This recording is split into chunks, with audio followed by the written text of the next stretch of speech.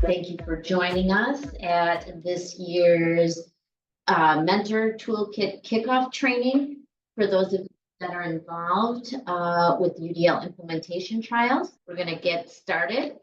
Good morning. I am Michelle Ring-Hansen. I'm from CISA 7. I am a statewide UDL systems coach. The project that I primarily work on is the implementation trials, which is what you're joining us here today. My co-facilitator of this work for DPI is Joanne Miller. Hi, my name is Jo Miller, and I am from CISA 8. I'm one of the other UDL system coaches, and Michelle and I have been working for multiple years on the UDL implementation trials process, toolkit, and all the tools that are involved in doing that process. So welcome. In addition, we are growing, and that is a very good thing. So we are adding to our team of UDL system coaches. We have 2 new members of our team this year who are joining Joe and myself. Kim Pencil is from CISA 7, and so she's going to be joining the whole coordination of the implementation trials project, along with Christine Paulding. Good morning, I'm Christine Paulding. I'm very excited to be one of the new UDL system coaches and look forward to learning with all of you this school year. Growth is always a good thing. We, again, are growing with our project partners and our CISA partners as well. We want to welcome Anago, Baldwin Woodville, Edgar, Gillett, Lakeland Union, Maple Grove, Reedsburg, Three Lakes, Two Rivers, Wausau, and Woosaki to our project team this year. We're thrilled to have our CISA partners with us, CISA 3, CISA 5, 7 and 8, CISA 9, 10, and 11. So again, welcome everyone. We are excited to be growing this year, and we look forward to all of the wonderful work that you're going to do, learn and grow with you this year as we go through the trials process. So what are we here to do together? We're going to give you a little bit of an overview of the trials process and the mentor role. So that's going to be a signature piece this morning. Then we're going to introduce you to the UDL Forward community. I know many of you have joined the toolkit space, the mentor user group space, and the community. We want to help you navigate that platform, as well as get comfortable with the organization of the toolkit, the tools that are there to support your work, and other features that will enhance your work as you engage with your school level teams. We also want you to have a clear understanding of the tools that are available. We're going through this process and which tools are going to be your primary starting tools. At the end of our time together today, we hope that you've been able to build some readiness for mentoring your teams through that trials process, develop the ability to really independently access the toolkit and the platform, as well as the tools you need to get started. Also take some time to prepare the trials for meeting with your leaders and kicking off with your teams. So that's some of the wishes that we have for you, the goals that we have for you by the time you leave today. Our agenda will start out, we'll do a little get to know you activity. We'll go right into the overview of the trials. With that, the trials will really focus on the purpose and the process and how it's connected to other state priorities or initiatives that you might have a footprint on in your district. We're going to hear from some of the teams in prior years, specifically last year, who really engaged in this process and had some great information to share and great stories to share with us. After that, Joe will walk us through mentor roles and responsibilities along with myself, and we're going to talk to you about the primary roles that you have. We'll do a little mentor roundtable so you can hear from some of our experienced and continuing mentors what their journey has been like, and then we'll talk to you as a project partner what the commitments are and how we can help you move forward. After lunch, we're going to go into the UDL Forward community, get you interacting with the group spaces that will be helpful throughout this journey, as well as the toolkit and the parts and stages of the toolkit that you will be leaning into. We'll take an up close look at some tools, and then we're going to give you some planning and work time so that you can start preparing for mentoring your school teams and communicating with your leaders at your buildings and at the district. At the end, we'll really help you kind of target those next steps. And then we're going to ask that you give us your feedback so that we can grow and learn along with you of what was helpful today and what insights you have for additional supports and insights. Again, thanks for joining us today. We're really excited to get started digging into the trials work. One of the things to keep in mind as we think about the UDL implementation trials is we don't want you to look at this as just one separate initiative, another priority, another project coming to the table. The trials really is a connector, and it's connecting great practices, studying the impact on students, but bringing into that process the DPI continuous improvement process, educator effectiveness, WISE Explore data inquiry process. So those of you that do a lot of data work or data retreats, you will notice that the 4-step process is alive and well and in this work as well. Launching into and leaning into federal accountability, EMLSS work, and academic standards. And you might be thinking, boy, that's a lot to put into one connection with one priority like a UDL implementation trials. Well, let me just tell you, we are not boiling the ocean here. The DPI continuous improvement process is connected through those plan, do, study, act cycles. And those are the trial cycles that happen at the classroom level. When we think about educator effectiveness, one of the things we've learned is teachers benefit greatly from aligning their SLO and PPG to the implementation trials work. It's really been a nice way to both collect the classroom data, engage in the professional learning while using UDL practices to really influence student engagement and academic performance. Again, we talked about WISE Explore. We have a data collection tool and a data analysis tool that are aligned to that WISE Explore data inquiry process. The 4 steps of that process allow you to get beyond just engaging with the data and truly making meaning from the data. When we think about that connection to accountability, oftentimes we ask district teams and school teams to think about the student groups that might be struggling in both learning and perhaps engagement, etc. If you have any federal identifications or any work that you want to pursue from your federal accountability lenses, bringing in that particular student group into the work is a great way to make some gains on your accountability indicators. When it comes to EMLSS, we're really excited. UDL is called out in the national work as a high quality instructional practice. So we see a lot of value in the trials work at the classroom level and aligning that work to what it means to have strong universal instruction and high quality instruction. The academic standards are the guide for teams to choose the academic focus that their students are going to be working towards. The trials allows you to make all these connections while going through the process. They're not separate things that you have to worry about fitting in. They are already built into the trials process. So what you'll notice is as you go through the different trial cycles, you will be working on making connections to all of these other priorities in your work.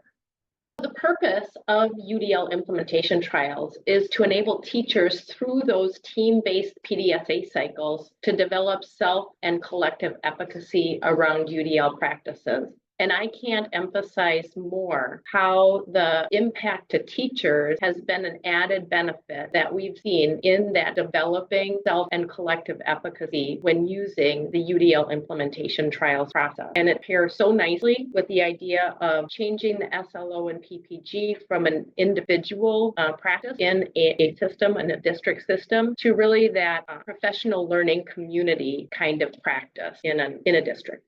The process really is, like we said, that plan, do, study, act. Now we call those segments in ours in that blue, yellow, red, and green box. It's a plan feature, then a practice feature, then a collecting data feature, and a reflecting feature. And this is what teachers do both independently and collectively together. Now, before the PDSA cycles happen, teams collect baseline data. So it all starts out with a baseline data collection period, and then there are 3 trial cycles. Read through that handout to get a sense of the trial description. Share something that was a highlight of your discussion regarding PDSA cycles, classroom level data, and how you use data.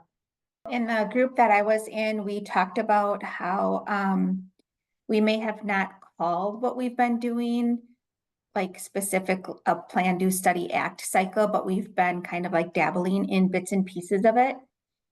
And we're excited to just kind of learn more about the UDL process and getting it up and running, especially since the people in my group were like supporting the work and going to be rolling it out to staff. This is Sean from Gillette. In my group, we talked about our experience with the PDSA cycle, and my example was that last year our district, and I was part of the team that was involved with the Comprehensive School Mental Health Academy, and our entire year was doing PDSA cycles of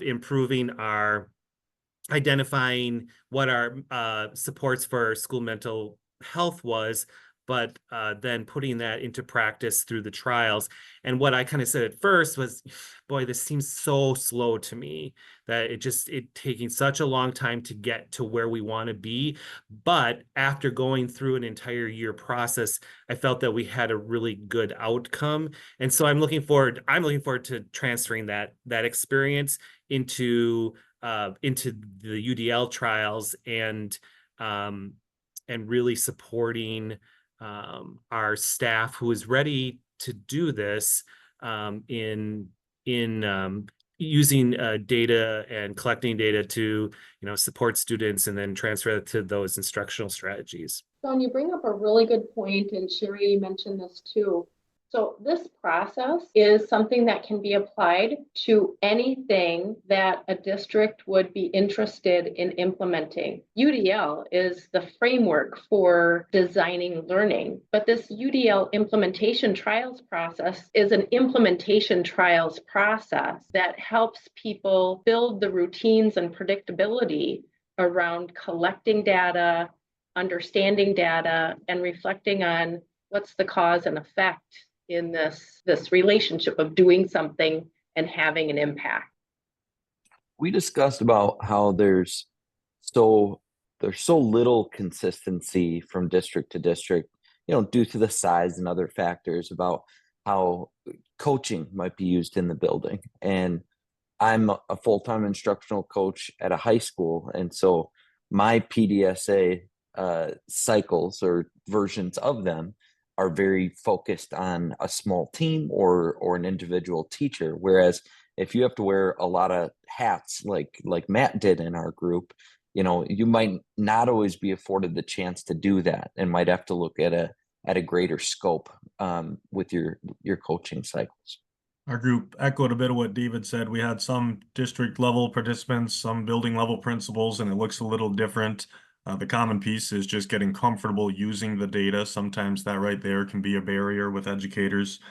Two Rivers, they had done 100-day plans for a while, and they're excited to connect this work to EE and have using some of the same language of data collection. This was their first year using building level goals, and now they're going to bring that down into the grade levels with department common SLOs. So exciting to, like you said, that PDSA cycle, not just for UDL, but for EE and other areas as well. Thanks, Jay. Well, we're excited for all of the connections that folks made during their discussions, because it really is about transforming how we just think we know when we make a change, whether it's having the impact that we desire, to a more strategic approach where we collect some indications of whether that is actually having an impact. Speaking of impact, I'd like to bring to you the information from last year's trials project. We had 862 students that were part of the classrooms that were observed by their teachers. 176 of those students were students with IEPs.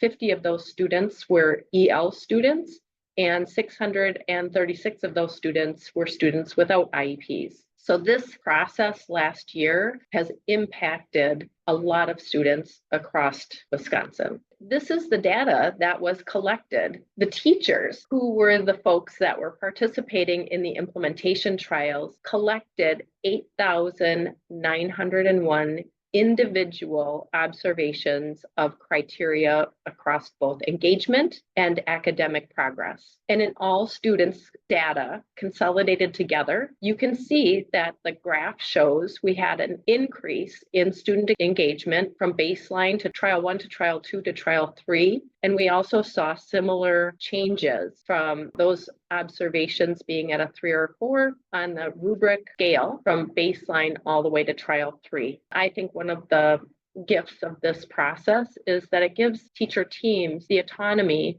to be able to focus on the academic criteria that are important to the practice that they have in their classrooms. It's not assigned for them.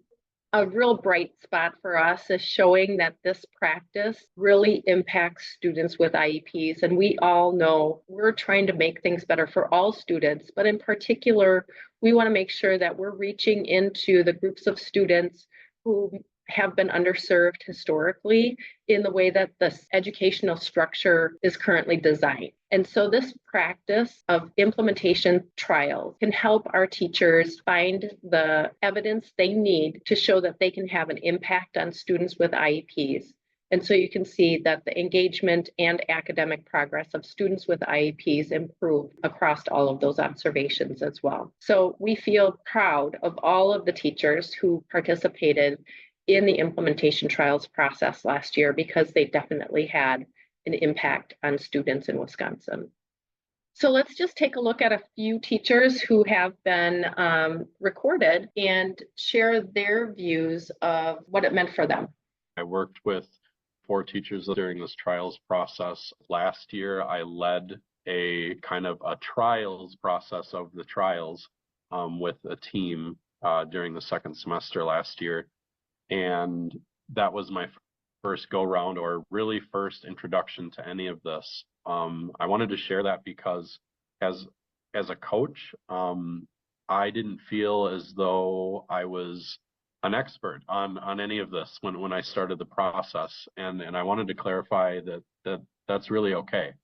Through this process as a coach or as a leader, if you were to initiate this process at any one of your schools, it's a learning process for everybody. And as long as you establish that norm going into your team, going into your group, everybody's going to learn together. And I feel now in my second year that I've been able to really hone the process down to get some really awesome results. The data improved. The students were more engaged, and the students were more engaged in the academic criteria throughout the process, which is really awesome.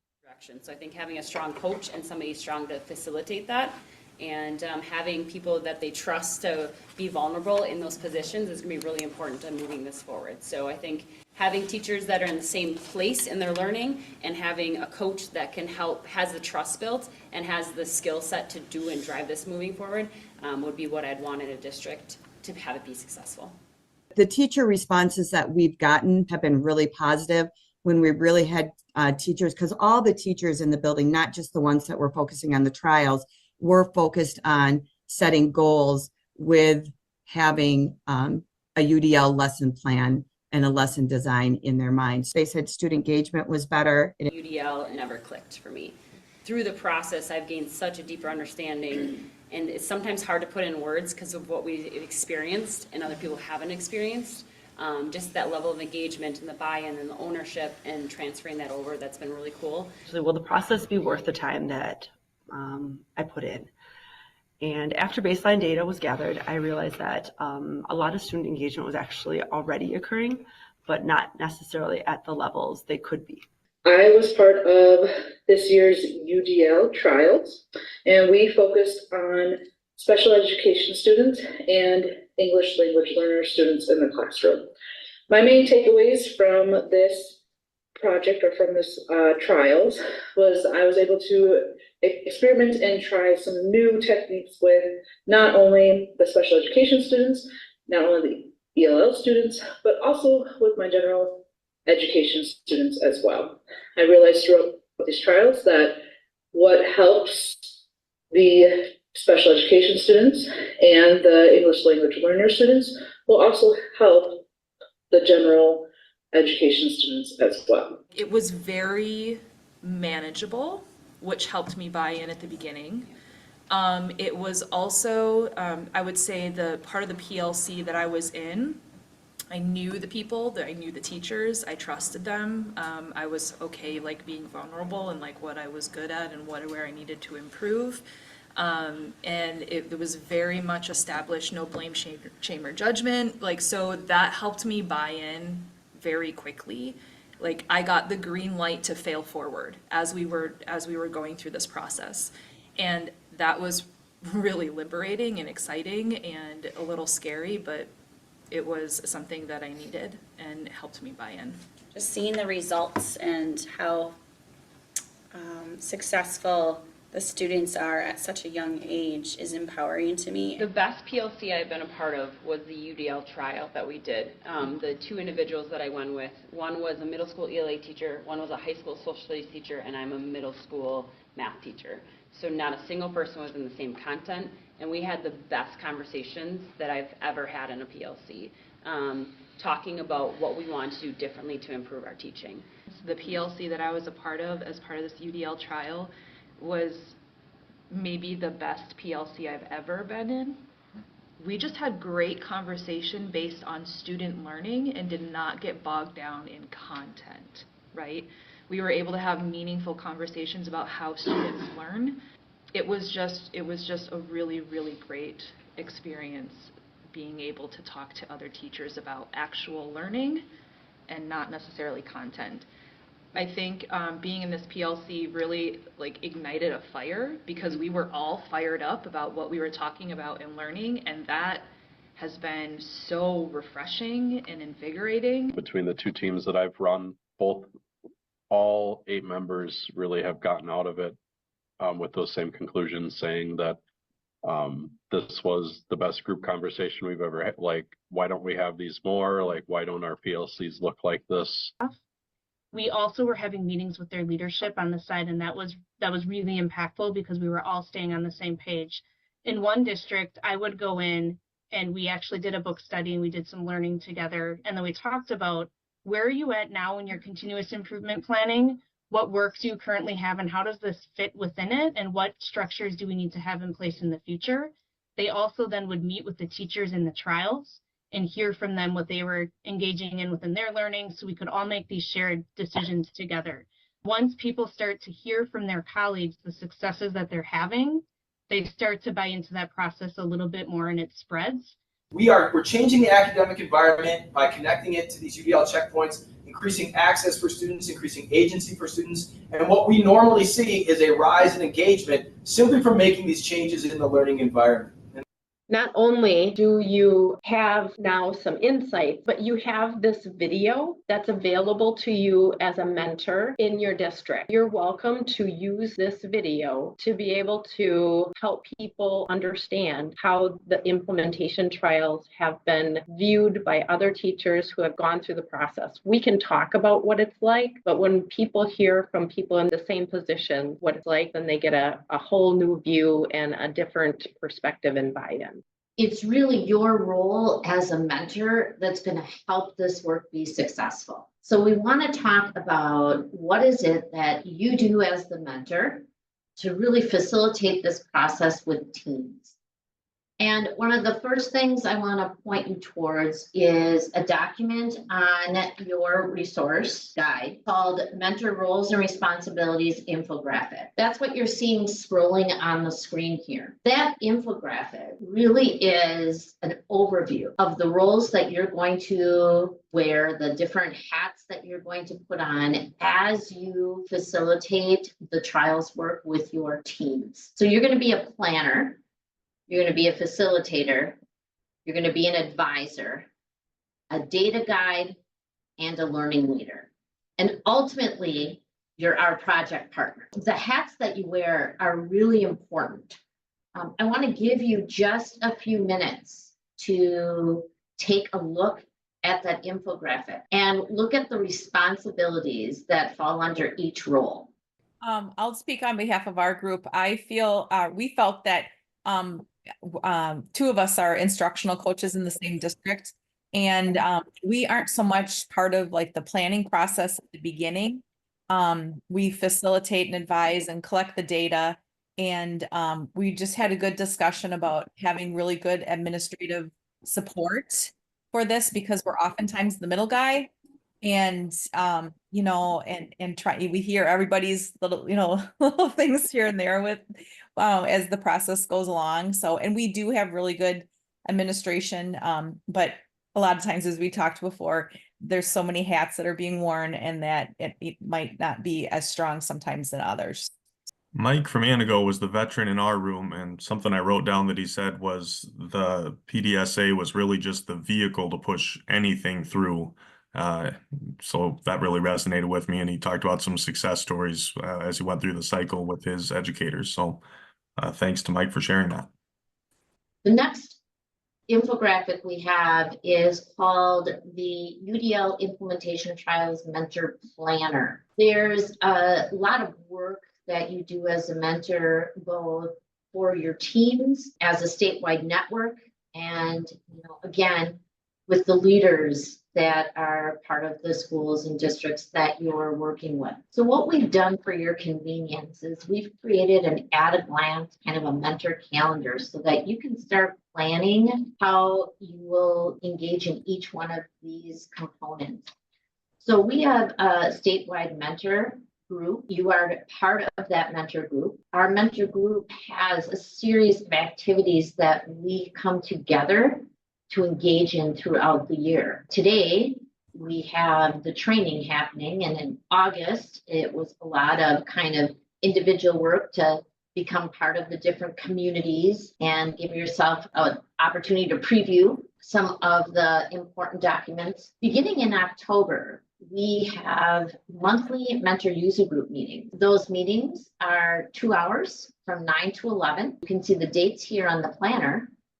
And those meetings are really twofold. One, they're going to help position you for the next stage in the trials process. So we talk through that with you, give you some technical support along the way.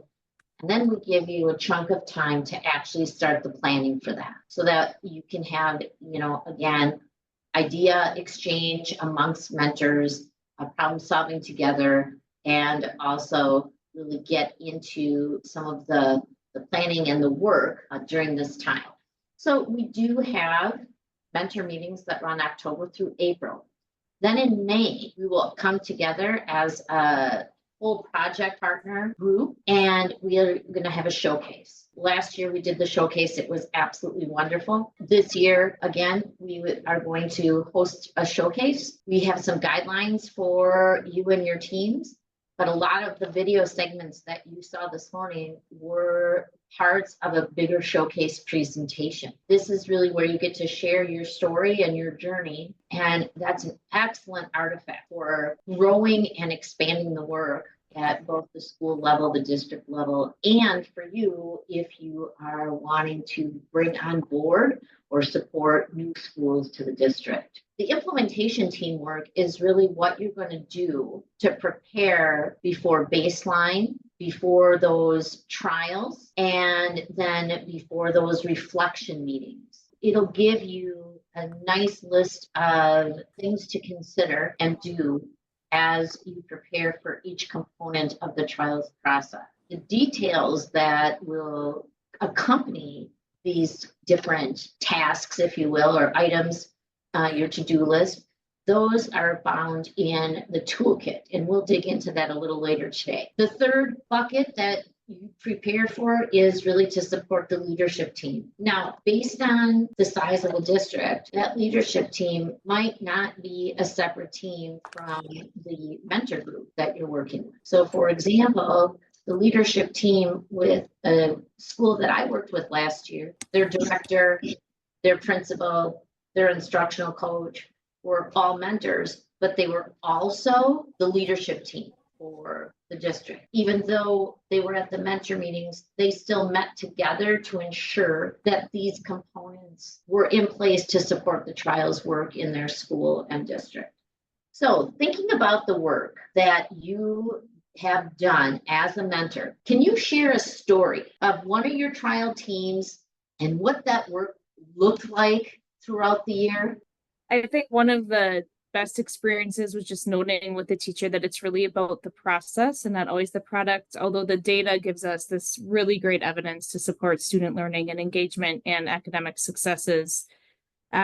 We really had to unpack and learn and talk together along the way. And at the beginning, this teacher specifically was a little bit hesitant, and she wasn't seeing this immense progress, but that progress took time. And I think at first she was expecting like things just overnight to be better for her, entire class, and had really high expectations, which was really good. But that progress, it took time throughout the trials process to really reflect and dig deep into those learning goals and have students self-reflect on them, and then eventually change practice or instructional practice. So again, just the time. And at the end, she was like, wow, like this was amazing. And now I see the impact it had specifically on these students that were a part of the trial. But now I know that it impacts all students because I can be intentional and I can work through all of the learning that I had in my instructional planning and do what's good for all kids, because it's not just those 5 students that were in the trial that can have an impact from this work. For me, that's one of the biggest highlights I had when I think about an experience or a specific story. Just a lot of conversations, a lot of discussions, a lot of time together, just that human piece to this, that it's not always this perfect experience. We have to navigate, we have to problem solve, we have to think through things, but that's where the learning and the work happens. And like, that's what's impactful. So that experience and that story really stands out to me. And I can go next. Last year I had a social studies teacher who has been teaching for 28 or 29 years in middle school and high school history. And one of the things that she started with was that she really wanted to figure out how to get her students more engaged. And when she left, to make a long story short, when she left, the biggest takeaway that she had, and she still holds today, is that we can affect student engagement through lesson planning and through instructional planning. And she said that it was one of the biggest kind of revelations of her career, and she's at the end of her career, or going towards the end of her career. And she said that it has kind of changed her mindset on student engagement and what activities and what lessons, what assessments will get students more active in class. And it's also changed her mindset on what active and what engagement looks like in a classroom as well. So that's the thing, that first story that pops out in my head was my experienced social studies teacher from last year. Yeah, I guess I would say that my biggest kind of overall thinking and takeaway is just really about the team that I worked with in general. A lot of them I'm returning to work with again this year. And I think that at the beginning of the year, a lot of them really didn't necessarily know why we were doing what we were doing or what the impact would be and kind of how to go about that process. I also don't think that they had as a building or at a building level a lot of collaborative conversations. And so the opportunity to get together as a team on a somewhat regular basis, to have those conversations and see, hear and learn about each other's successes and what others were doing, I think was really just a beneficial experience for all of them. And it really will help support the work that we're doing this year, because there was one teacher for sure that was a real champion of the work from the start. And I think that her impact and her positivity really helped just to spread throughout the group, to kind of help see the difference that can make. And I think at the very end of the trials for our group too, I did share, because I think that even throughout, like Carrie Jo mentioned, well, we're not seeing the progress. So they didn't feel like they were seeing the impact always as greatly as they maybe could have. But when we look at the final year overall data for engagement and even the academic piece, they saw growth overall for everyone. And so, I think sometimes some of them felt frustrated. There were definitely some challenges throughout the experience for this group of teachers. But I think that ultimately in the end, when they could see like every time that engagement data did grow and did increase, that really helps to support then the work that we're going to be doing this year and starting off on a little bit more of a positive outlook overall at the start of this year, just knowing what was done last year and what we accomplished as a group. Wonderful. Thank you so much, Kari. All right, here's the next set of questions. It's actually a two-part question. So we'd like to hear from you. What successes and challenges did you face as a mentor? And then we'd like to hear about the successes and challenges that the team you facilitated faced with the trials process. One of the successes as a mentor, I'll start there. One of the successes as a mentor is kind of what I was talking about in that video clip that the group saw before. When I started the process, I didn't really feel as though I was an expert in either UDL or in the trial process. And throughout the whole process, it kind of guides the mentor along and sets up the mentor up for success. Like I said in the video, as long as you establish that norm among your teams that we're all kind of learning together, no blame, shame, or judgment along the way, I think that can be a success for anywhere that this is being set up in any of your schools as well. As far as successes for the team, one of the coolest things that I think that the process kind of leads you to is, in my role anyway, as a high school instructional coach, where I have multiple teachers that have been a part of these teams that come from varying different subject areas. One of the best things, in my opinion, is that you bring those subject areas together in the start of the process when you're choosing your academic standards or your academic criteria to kind of lead you through the rest of the data collection process.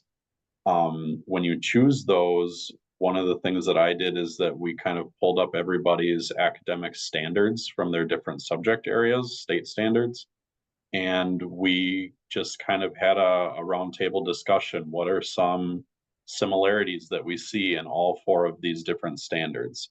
And that's where we started for our academic criteria. We pulled similarities out of everybody's standards, and we came to consensus on that these are skills, these are things that we really want all of our students to be able to exhibit. And it was a really great team building activity, and it was something that that the team could come to consensus on and agree on. And I just think that it's an awesome thing as far as a team success goes. I think for me as a mentor, one of the biggest successes was just being so engaged in the planning helped me have a really deep level of understanding, and it enhanced my learning to be able to facilitate and really run the trial process well. So that was definitely when I look back, because like Mike, I had background in UDL, but not the trial specifically, and I had a lot to learn.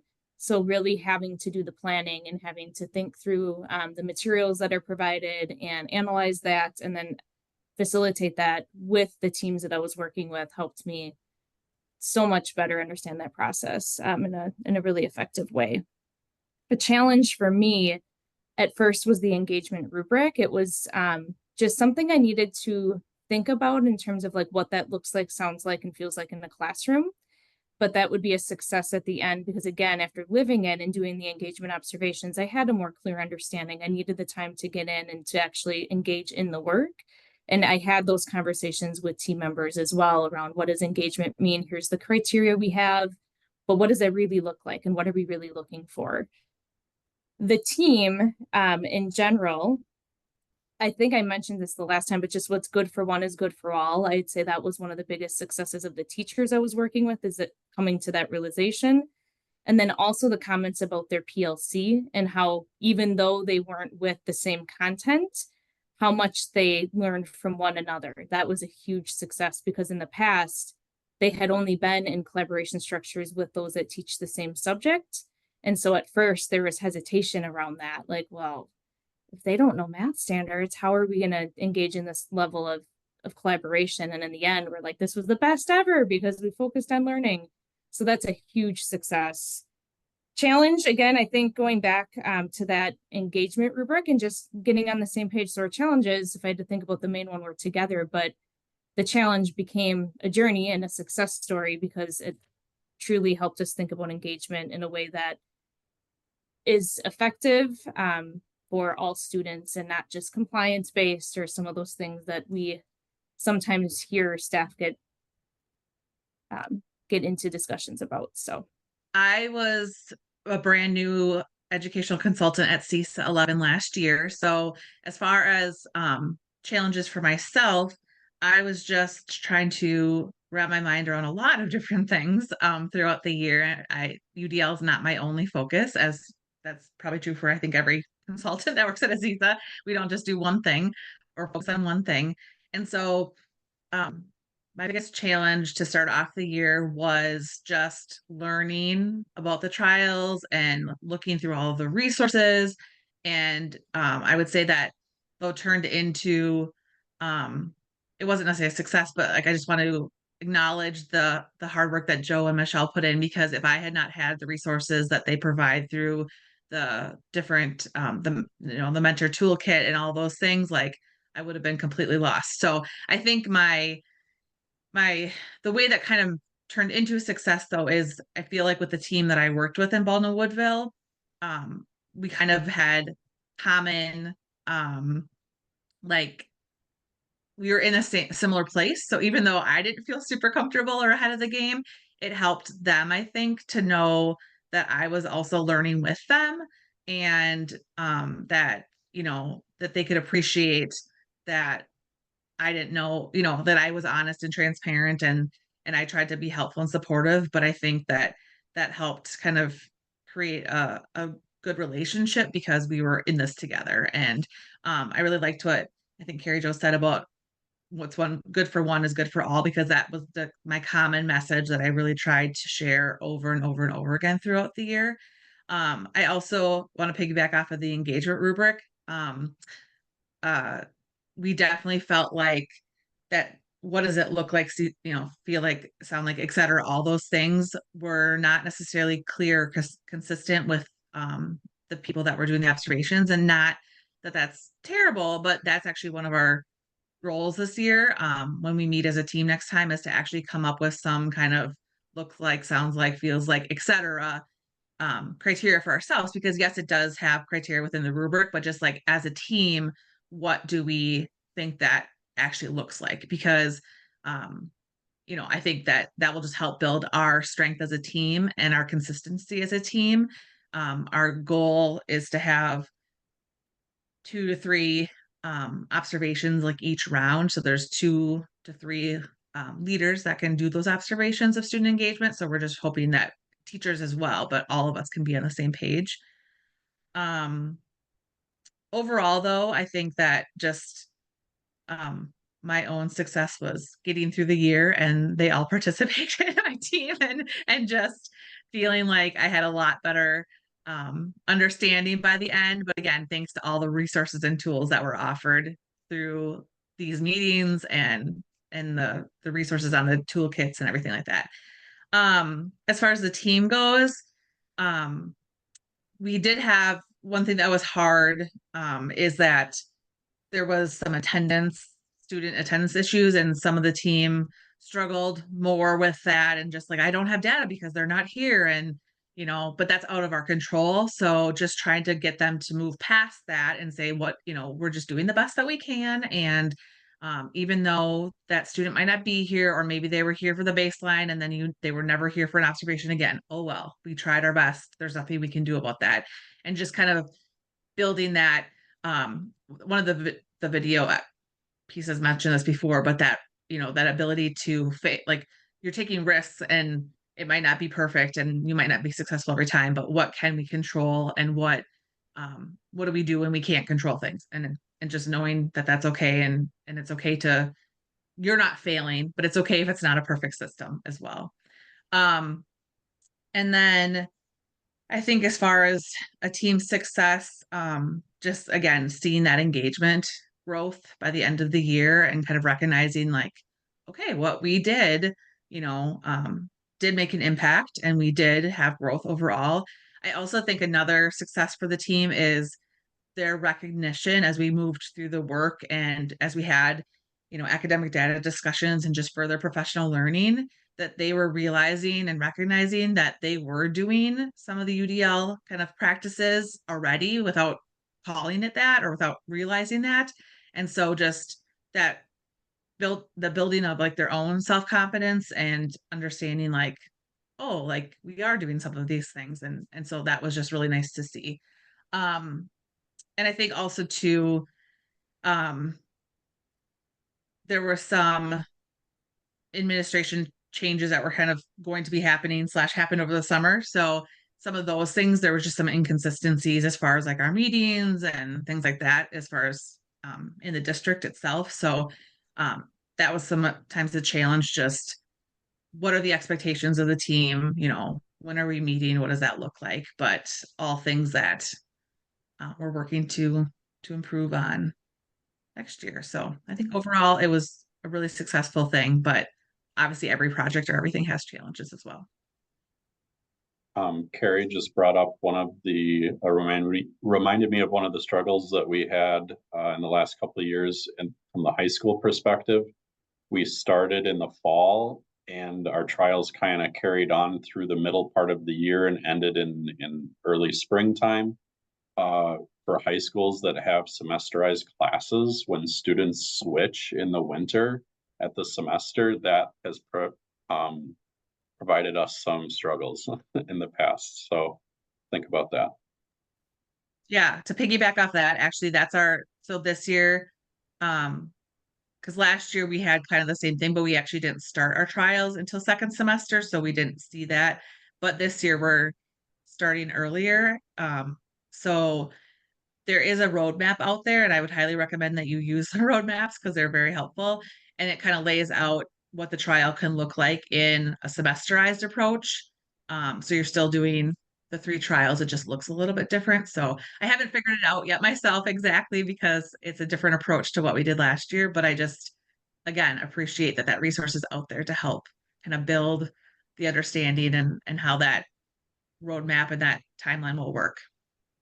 The 3 people that are on the stage right now are not in the classroom teacher position, and it may have sounded like when you do trials that it's not the teachers that are doing the observations. In the cases that are up on the stage right now, these folks did some of those observations, but in many instances, it is only the classroom teachers that are doing the observations of their students. So I wanted to point that out. If it seemed like you weren't going to be having teachers doing the observations, it just worked out that way with the folks that we have on the stage today. So I'm going to ask for one final round of sharing, and then we'll give a open mic to allow anyone to ask questions of our roundtable members. As a new member, you and a new mentor last year or in prior years, you had some learning that you did along the way.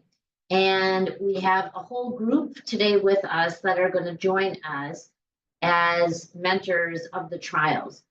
What one piece of advice would you offer a new mentor to help them prepare for the role they're going to serve? I think one thing that I didn't mention that's really important when working with a team of teachers, if you're an instructional coach and you're in that mentor role, is just having teachers know you're not judging or evaluating, but this is just about improving practice for all through our instructional planning and our teaching and learning processes that are in place. So that's really important that they know that this is just about getting better, and we're always getting better. That's what continuous improvement is. As far as like resources, it's just a couple of things I'd like to note that were really helpful for me. The UDL lesson planner book helped in trial 3. It gave me some really good just instructional strategies that were specific I could use with different folks. And also along the journey, I kept a document of just extra resources or extra things that were coming up that were helpful, like a Google Doc of just like, oh, this resource is really good for this person because they're struggling with this. And now I have kind of a toolkit, an extra toolkit of just experience resources that I provided myself or that other teachers have found useful.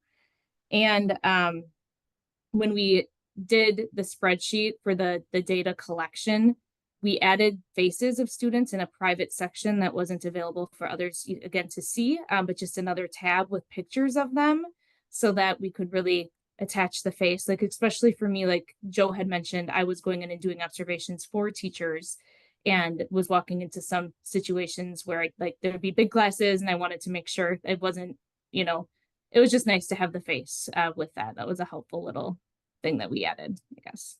For me, piece of advice that comes to mind is just setting up the team atmosphere at the beginning of the trials with a comfortable, not blameful, not shameful, not judgmental environment is really, really important.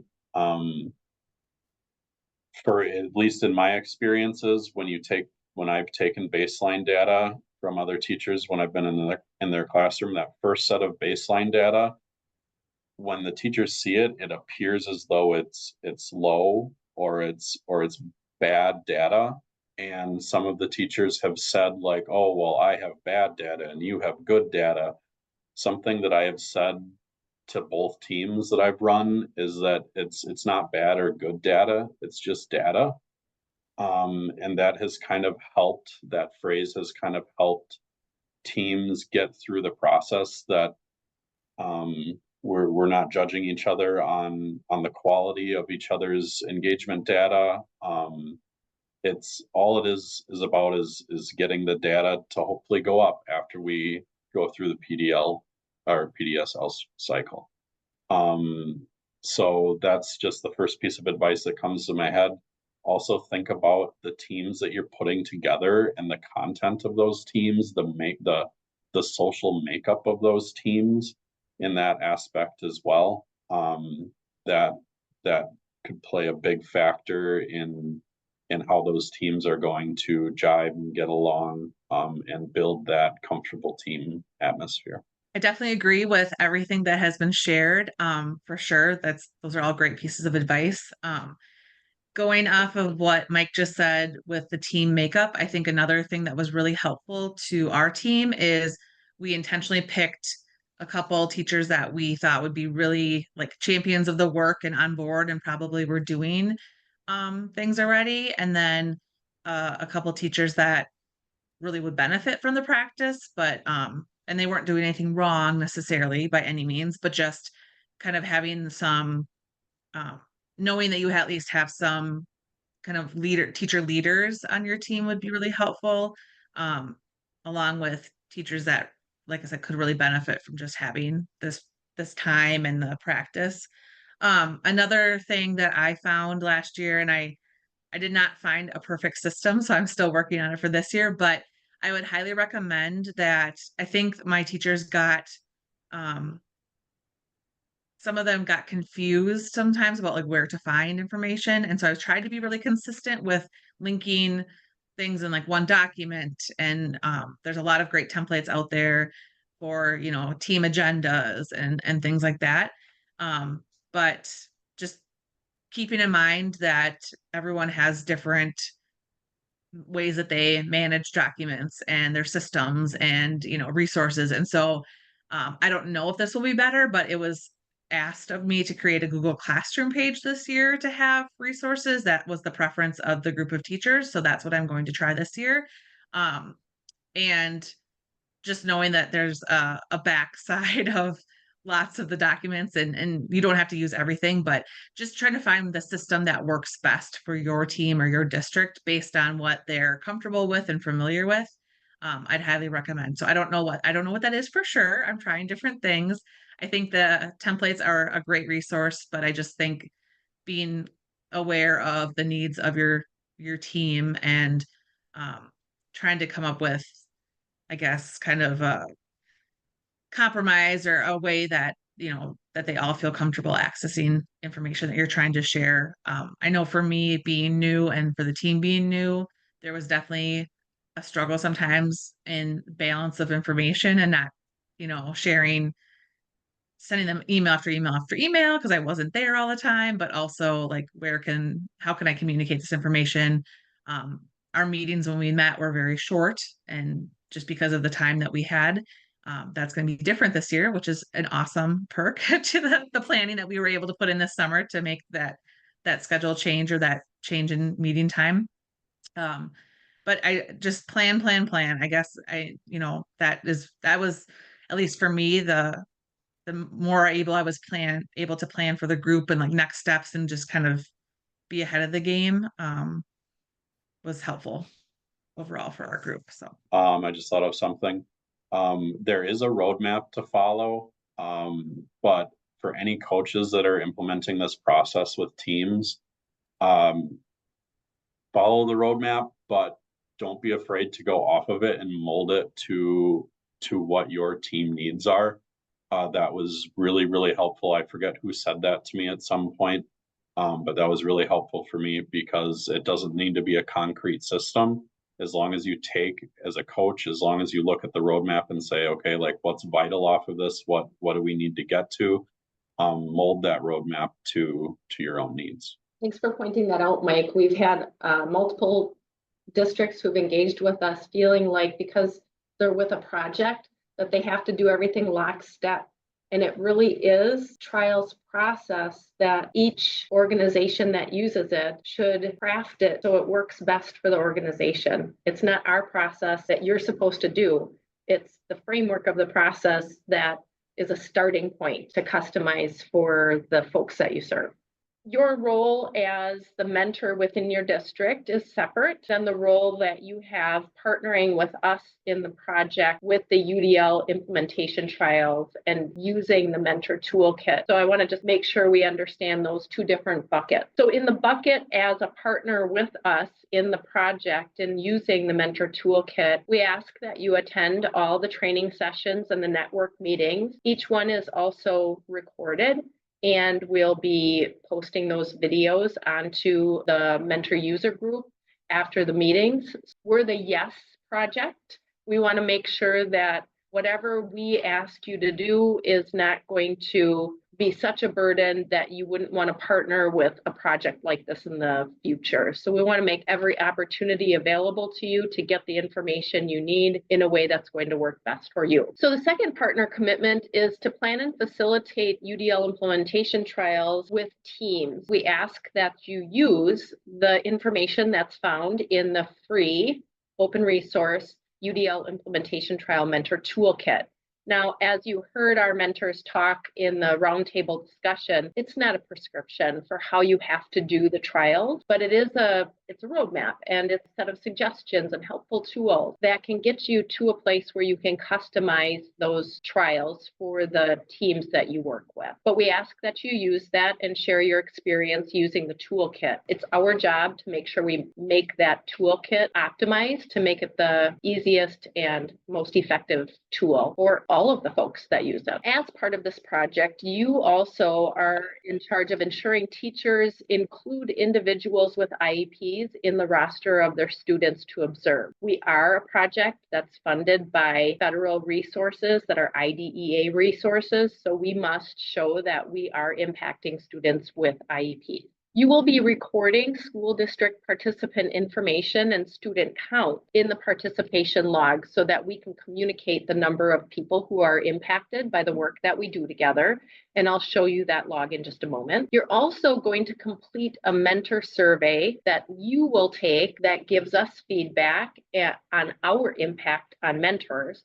And then you will also administer another survey to the educators that are on your team so that we can demonstrate how your work with them using the mentor toolkit is impacting them as educators on teams doing the implementation trial. And then finally, you are going to support your district in completing that project partner agreement document so that we can provide those videos that you've seen today to all of the other mentors coming after you. And that's a release, so we don't have to go back and try to have conversations with every person that's seen in the video, as well as a data sharing agreement. None of the data that we have has any student names attached to it. And we don't want your districts to also feel like they are giving us data that would identify them as a district. So we de-identify all that information and consolidate it at a project level, and we share that with the DPI. And then finally, you are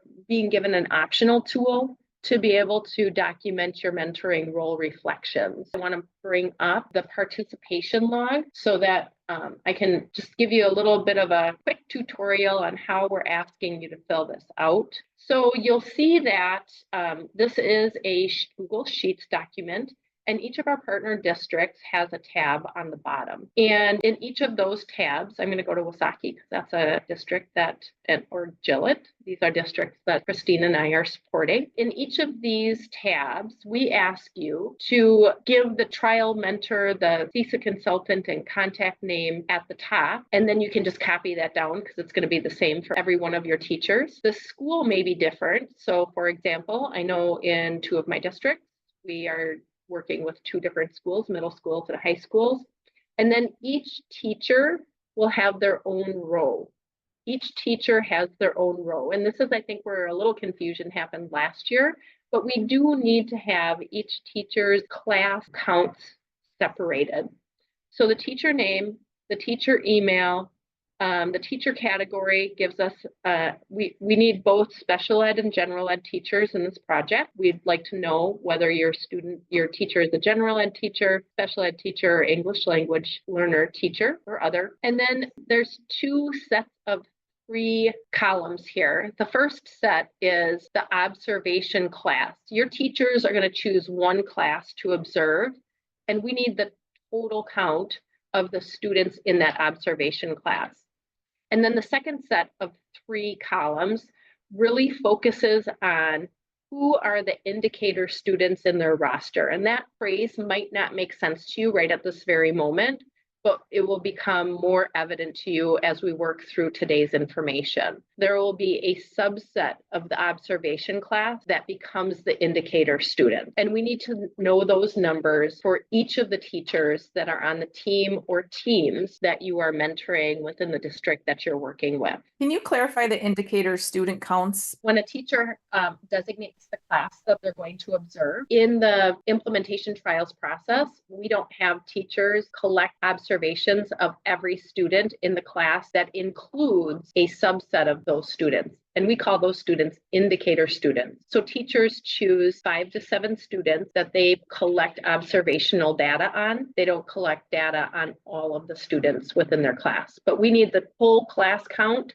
and we need the count of the indicator students that they choose on their roster of observed students. So Joe, is the observation class just the total of number of students that they have in that classroom? Correct. We don't want people so burdened with observations that the whole purpose of the trials is lost. So again, 5 to 7 students. And just so you are aware, with all this data that we collect around participation, we do have to provide data to the Department of Public Instruction.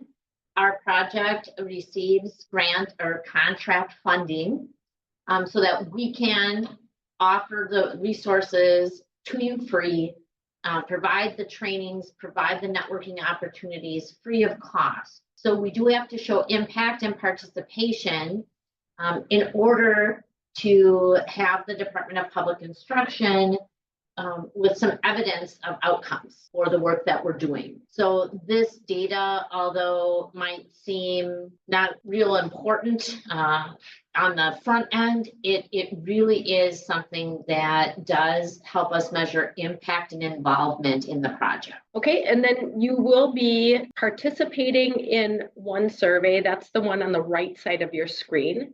And you'll take that at the end of every one of our mentor meetings. You'll take it at the end of today, and you'll take it at the end of each of the network meetings, and then at the end also of the showcase. On the left side of your screen is the UDL Educator Practices and Student Learning Survey. You administer this survey to the UDL Implementation Trial teams at the reflection meetings following the baseline and trial collection windows. Everybody is going to use the same link to the same survey. Last year, there was a little confusion.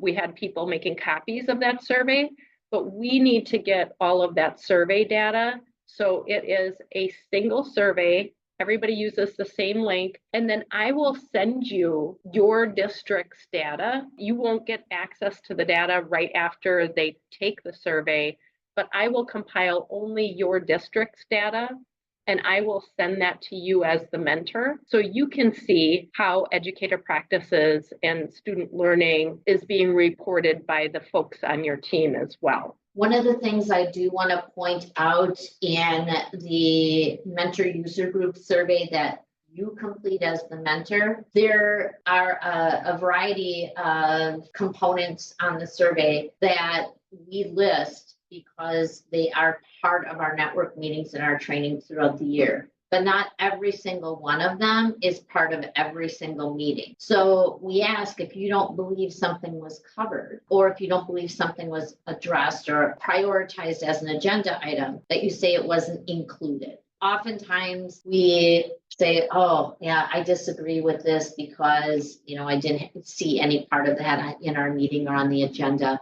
And we understand that, but we would choose or ask that you choose not included, because again, we do not try and boil the ocean in 2 hours of a user group meeting. So we do have to prioritize based on month, which topics are at the table for our work. On your participant document, this is the link to the survey that you will be giving to the folks on the teachers on your teams that are actually doing the observations within their classrooms. You can always come back to this participant resource document and grab that link at any time. Okay, and then the last thing is the Learn, Do, Reflect journal, and that link is also on your participant document. What that does is it forces a copy so that this becomes your personal journal. We don't look at it, but we've designed it so there's a place where you can capture your notes during the time that you're studying and reviewing the UDL Mentor Toolkit. There's a place for you to generate a to-do list to be able to fulfill those mentor roles and responsibilities with your team. And there's also a place to reflect, to collect thoughts about what you think after reading you might be preparing for. And also anytime that you've experienced things that need to be adjusted within your roles as a mentor with your teams, this is a great place to go back and capture those thoughts. And I'll just mention that Carrie Jo is a master at being able to use a document like this to improve her own practice with serving as a mentor for her teams. And we were lucky enough to have her share some of her reflections, and those reflections helped us improve the mentor toolkit. So if there's anything, we'd like your feedback, and if you capture anything in your reflection journal that you think can help us make adjustments and improve the toolkit, just so you know, we take those things seriously, and that's been the practice in the past. And Carrie Jo, thanks for the reflections that you provided to us. They've been very helpful. We also want to acknowledge, as Joe said, that not everybody is a journaler. So if you have a note catcher that you already use, that it works well for you, please feel free to, use whatever tools that you feel are going to be most beneficial. We just wanted you to have something that's kind of aligned to all the project components, should you want something from the project itself.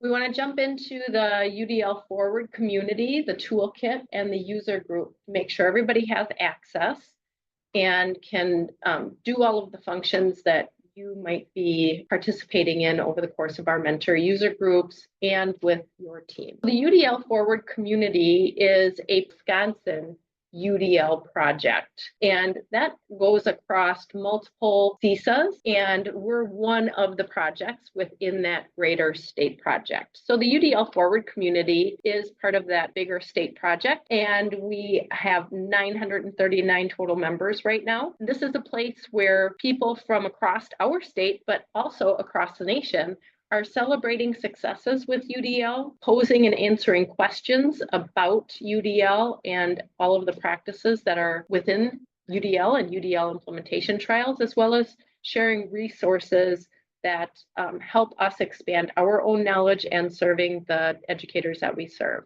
If you have not gotten into the UDL Forward community yet, I want to help you be able to be part of the UDL Forward community. This is the UDL Forward community. I'm going to sign myself out here so that I can show you how to sign in.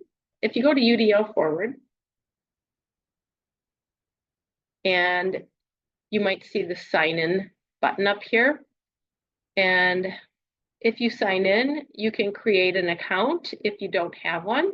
If you've signed in before, you can just sign in if you have your information saved. And one of the features that we want to help you be able to use is to be able to create a prompt. So I'm going to show you how to create a post, and there's a create button.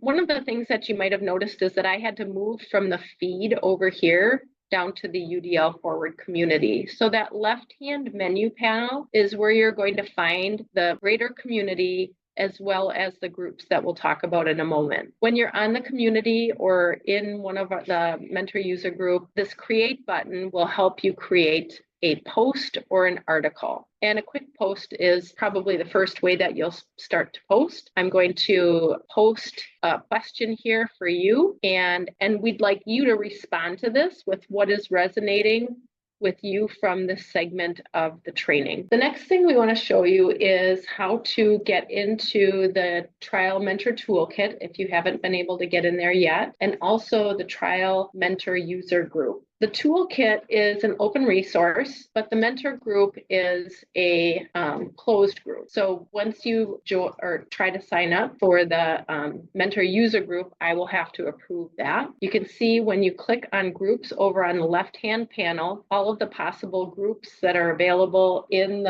this UDL Forward community will come up. You want to join, should have a little join button for the UDL Implementation Trial Mentor Toolkit. So if you haven't done that, please do so. And then you will have a request to join on the Trial Mentor User Group. When you click that request to join, I will get a notification so that I can help, so that I can approve your request to join. If anybody's having problems finding those things, let me know, and I will help you out. So try out both of those links once you join those. And in that Trial Mentor User Group, there are events there. And if you could RSVP to those events, that would be really helpful. So at this time, we're going to really navigate into the toolkit portion of the UDL Forward community. So on the left panel of options under groups, if you would click on the UDL Implementation Trials Mentor Toolkit, this slide is going to give you an overview of the toolkit. So there are 6 parts to our toolkit. The first 2 are kind of the introductory information. Parts 3 through 6 are the actual trials process information. Each part of this team-based resource is organized by stages. So in part 3, you see stage 1 and 2. In part 4, you'll see stage 3. Part 5 has stages 4 and 5. And go figure, part 6 has stage 6. Each stage has a cadence to it. And we did that on purpose so the user would have a common way to navigate through the toolkit. So the stages are organized by learn the stage. So as a mentor, you can put on your learning hat first, then grow as a mentor. So this will give you some insight on what your role is going to be in that stage. Lead the work. So that's going to help you prepare to facilitate and lead your teams through the portions of the trial process, and then know when to adjust. And in that section, we give you some prompts and some look-fors of if you notice these things with your team, you may need to make some adjustments. So the toolkit is really organized for the mentor, not the school-based teams. So this is your resource in order to be ready for facilitating the process with your teams. I would like to also draw your attention to what you're going to see when you are in the community and you start navigating the toolkit space. You will see the different parts. When you click on a part, you will be seeing a pop-up, and then the stage that pops up is organized by the colors that you saw in the organizational chart. It's pretty consistent with the color choices and the parts and stages. So you start with a part, you go into a stage, and each stage has 4 components. One of the things that you'll notice is the top starts just like any other book resource. We have a preface, which will kind of give you an overview of the trials, the organization map. It's got a foreword that's been written by the Department of Public Instruction, acknowledgements, and etc. So all of the front information is there. The second tab at the top takes you to tools. The tools are also linked in the parts and stages, but we also know that sometimes it's not fun to navigate text and scroll through text to get to your tools. We do have a separate tools page. They are organized in alphabetical order. So you'll see some of the things that we've already leaned into today in the tools list. So that baseline and trial descriptions that we started with earlier this morning, that is our launch into the tools. You'll see some data collection. There's clear learning goals, presentation, etc. The parts and stages are where you're going to spend most of your work time. These parts and stages will help you learn about each stage. It will help you know what to adjust as you begin implementation. It'll give you your to-dos and give you the tools and supports you need to lead the work effectively. So again, if I click on a stage, the stage pops up and I can see all of the different components. They're all hyperlinked here as well. So if I want to learn the stage, I can see, why does this stage exist? What are the steps in this particular stage? Oftentimes there'll be a video enhancement that will help you kind of digest the information and hear from a mentor who was doing this work. It'll give you a list of the tools that you will need. So that is an overview of what you will see in each portion of Learn the Stage. When you think about the mentor work, Grow as a Mentor, that is organized in a common fashion as well. It'll give you this planning steps, so you know exactly what you need to do. It'll give you some cues on what you need in place, to run the meeting.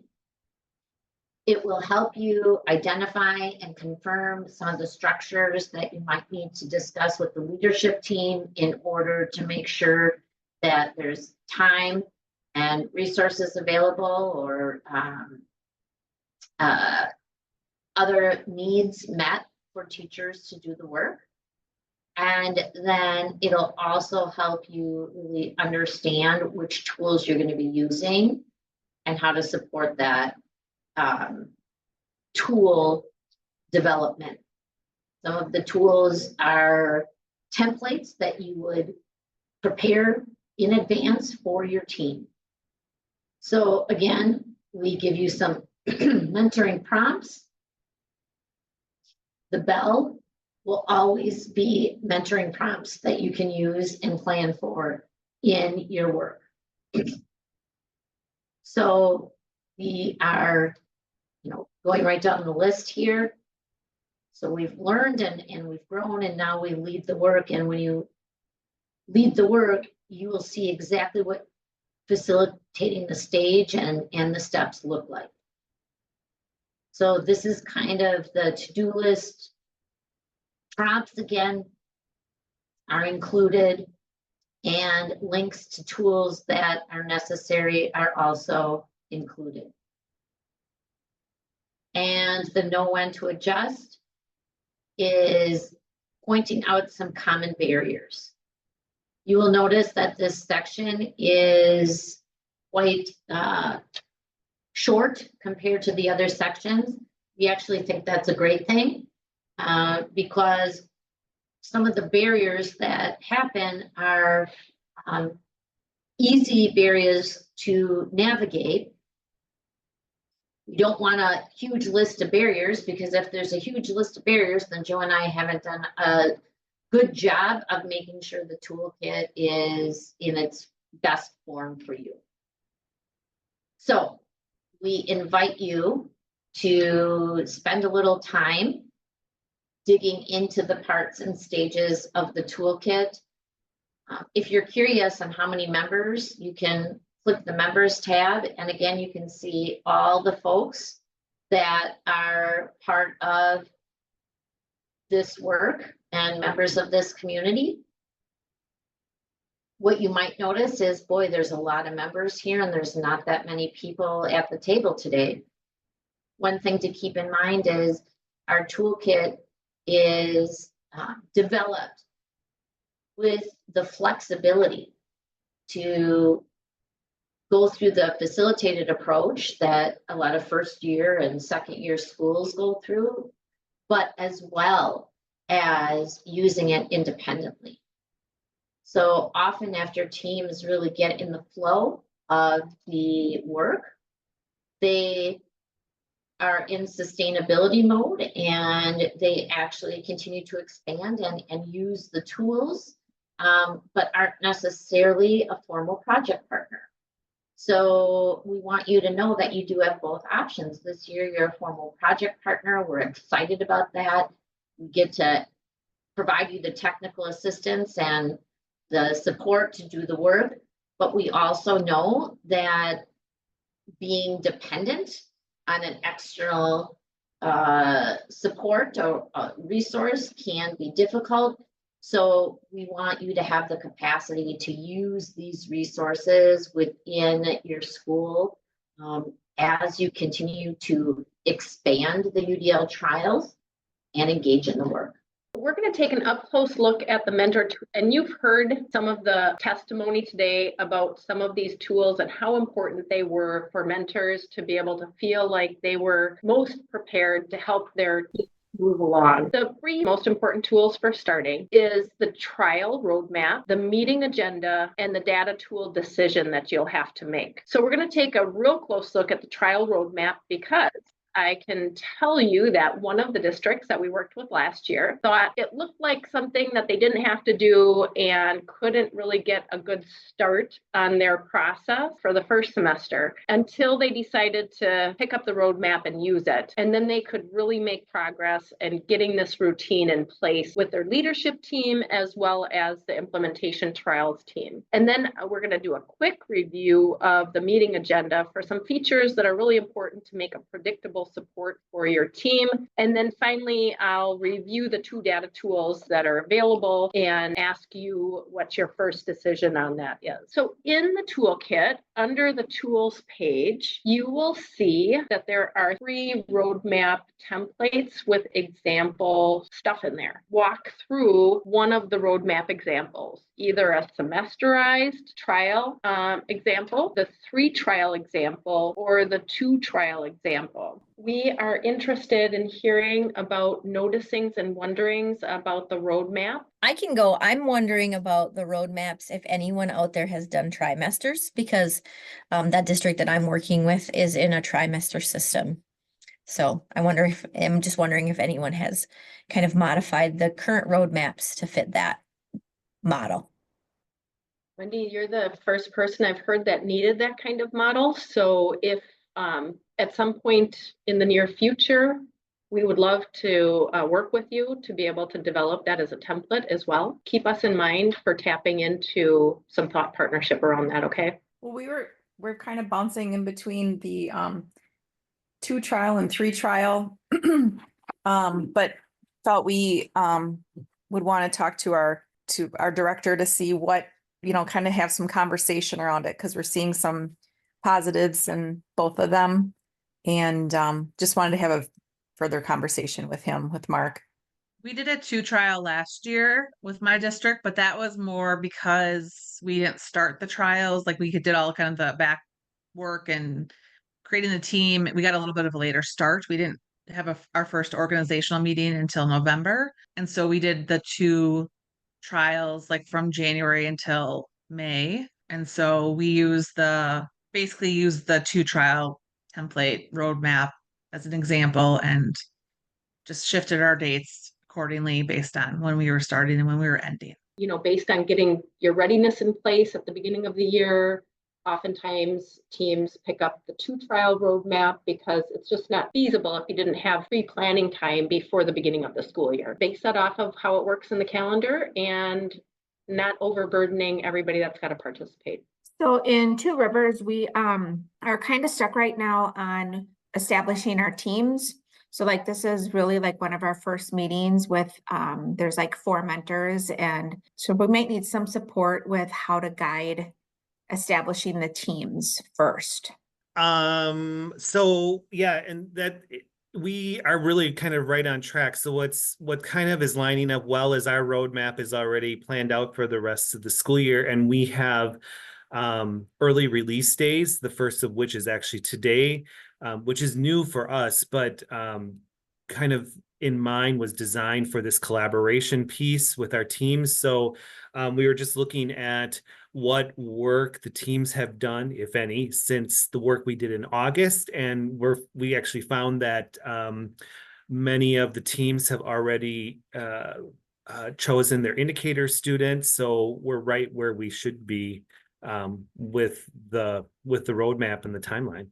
In the tools of the Implementation Trials Toolkit, when you scroll down, you will come to the meeting. There's a leadership meeting agenda, but we want the team's agenda. So the team meeting agenda template, that'll force you to make a copy. So of course we don't get in each other's way. And this template includes some features that'll help you create a predictable environment for your teams. The more that we can create a predictable environment in our routines for our teams, we will lessen the anxiety. They will still have anxiety, but we will lessen the anxiety that they will have. You don't have to use this template, but the idea of a running agenda so that you can keep all of your notes, all of the routines in place, you can look back historically. This is available to your teams at all times so they have a sense of what's going to happen. And we've preloaded some of these agenda items that you would be needing to have in different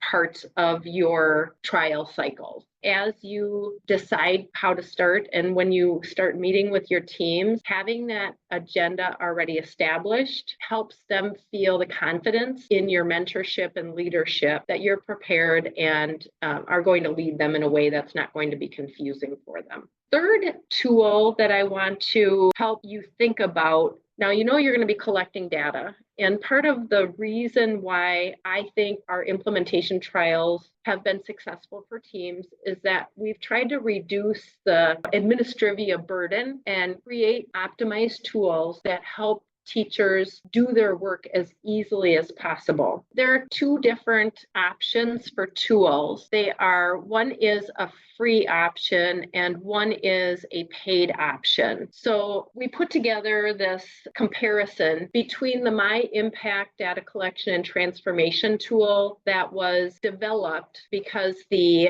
Sheets-based tool doesn't do all of the automatic data analysis. And it's not scalable for us to be able to support that data analysis for the number of teams that are now taking up the UDL implementation trial. So this infographic is available on your participant guide. As a quick introduction to the differences between the two, My Impact is a web-based user interface, and I'll show you that real quickly, what it looks like, that interface for teachers or users that are using it. It's a web-based app. The home screen is very simple and intuitive. Teachers put their students in, they develop their rubrics. Teachers are teamed together and teams share rubrics. They have a data collection landing page where they add observations. And then the reports are up to date every time somebody puts in one more piece of data, one more observation. So that's automatic. The Google Sheets spreadsheet, and this is available on the Toolkit tools page. So the free option is the data collector, and it's got a landing page where teachers put their names and their student roster, and the data collection is all on one page. So all teachers use the same data collection page. They just have to be careful not to step on top of each other. And then the mentor or the teachers are going to have to manually create all of the academic and engagement data representations. So all of those calculations will be done by the mentor. There are ways in Sheets to be able to create formulas to do all of that, but we don't provide that support. In the toolkit, there is a sheet that helps you know what calculations have to happen, but we don't support that part of it. So My Impact does that automatic data counts, calculations, and graphing. With the free tool, you will have to do that, or somebody on your team or within your district will have to do that. My Impact does come with user manuals and training videos and help ticket, and I can provide you some support. The data transformation directions for the data collector are available in the toolkit. We don't really support that, so you'll have to work with people who are good with Sheets in your district to be able to do that. The associated district cost that are participating with us in the projects for My Impact, the 24-25, this says 23-24, but it's 24-25 participants. It's $500 for the district subscription fee for unlimited user, and then you also have to do some setup time. So you will have time involved in setting up your users, but we have a bulk upload. For the data collector, you are going to have personnel costs involved with creating the team copies of those data collectors and the data transformation labor hours involved in that. My Impact does automatic data consolidation across your schools and teams. You will have to do that manually with the data collector. So if you are interested in My Impact, you can learn more at the link that is on the slides or in your participant document. To subscribe to My Impact, you download that subscription agreement, send it back to myimpact@cisa8.org or directly to me, and then your district will be invoiced for that $500 subscription. I think one important note, Joe, is that we have teams using My Impact who aren't necessarily using them just for the trials. That's true. Yes. And the value is the subscription price is for unlimited number of users. That's exactly right. So go ahead. Yep. You could use your subscription for any implementation trials or SLO work. Teachers who aren't even participating in the trials project, you could use that for anybody in your district. One thing to note that is if you do choose to do the data collector and transformation directions from the toolkit, you will need to transform that data and share it with us. If you choose My Impact, we get that access automatically. But if you do the data collector, you will have to transform it in the way that we need it for our project. Looks like Stephanie had a question about who would be on the team. There's lots of different ways to organize who would be on the team. At Gillette School District, they're having their whole middle school and high school staff participate in the implementation trial. I supported them in having their teachers decide who was going to team together. The way that they decided was how could they come together around an academic focus. The academic focus, we're going to talk about how that rubric gets developed. There can be a little fluidity during the teaming part of a staff coming together to decide who's going to be on what teams as they determine common academic focus. So one of the things I will say, in district that is in our region, CISA 7, Denmark last year started this work at the high school. They're now going to scale into the middle school as well. But what they did is they asked for volunteers, which teachers would be interested in doing the work.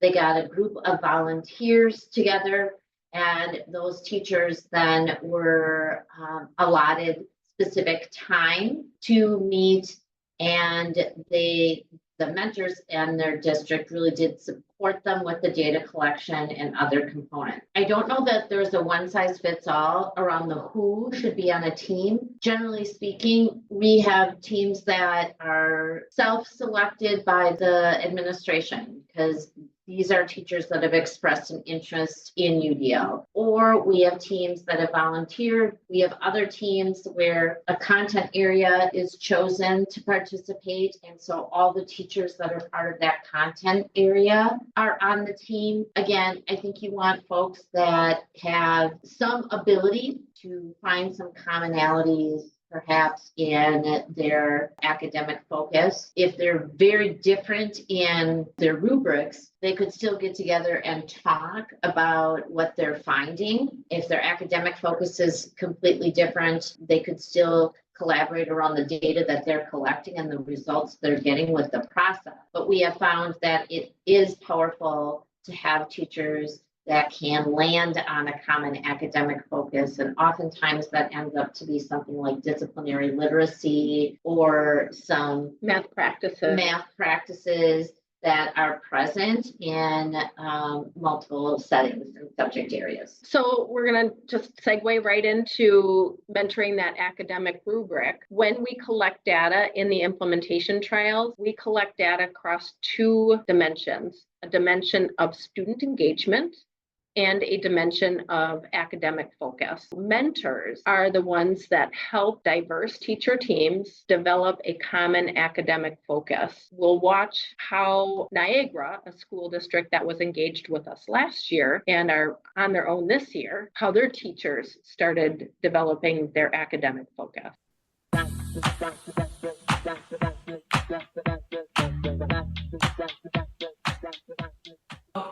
The kind of focus that you can have, that it's something that your students will be doing the whole year. So a common one for people in ELA is key ideas and details, because it's a place that I've heard that students normally have deficits in, or they can improve a lot in. And that there's really observable criteria in key ideas and details that teachers can attach to at every grade level. Right? Being able to retell a story or to summarize a story can happen at kindergarten, it can happen at third grade, it can happen at fifth grade. Right, so we're wanting to stay within our content area, ELA, mathematics being separate, correct? Yes, and if you don't have two teachers in the same content area, one thing that I've done is worked with teams who have decided to bundle some content areas that have a common ability to have a common academic focus, such as math and science. We can focus on interpreting data. Sure. Or ELA and social studies, because we can focus on plain evidence reasoning writing. Gotcha. Okay? Yeah. So it really is open to what the focus area that you think is going to benefit your students, that you think will be observable over the course of these 3 trials, and that you're likely to see a difference from trial to trial on your students, a positive shift. Likely to see, it's observable. This is going to require you to do a bunch of talking, Our next step is for you to think about that common academic focus. And I have a bunch of, actually, I don't, Terry prepared a bunch of different standards up here. So if you want to look at the like ELA anchor standards or the math practice standards, those are a great place to find those big overarching focuses that you would be likely doing many things over the course of the year attached to that. So look for that first, and then think about what are those observable criteria. Is my stuff in the way for you to see any of this? Okay. What are the observable criteria that I would be likely to see frequently in my classroom? I may have to design some activities for my students to do to make sure that I can see these things. Like it might be an adjustment to an assignment to make sure I can see that they're discerning a pattern or a structure. So I might have to make some adjustments to make sure that these things are observable over the course of the entire year. You might feel like you don't have enough information right now, but I'm just gonna let you struggle with it for a moment, because that's usually how you build your understanding, is that initial struggle. And then the questions that you have during that struggle help me help you further. Literacy standards, that covers all of us. It doesn't have to be necessarily the ELA standards or whatever. We can look at, and that's breaking apart like the idea that our students can gain knowledge from the internet or wherever they're researching and be able to make sure that it's credible information. I mean, that's pretty important too, whether it's you or whether it's us. So do we want to go with literacy?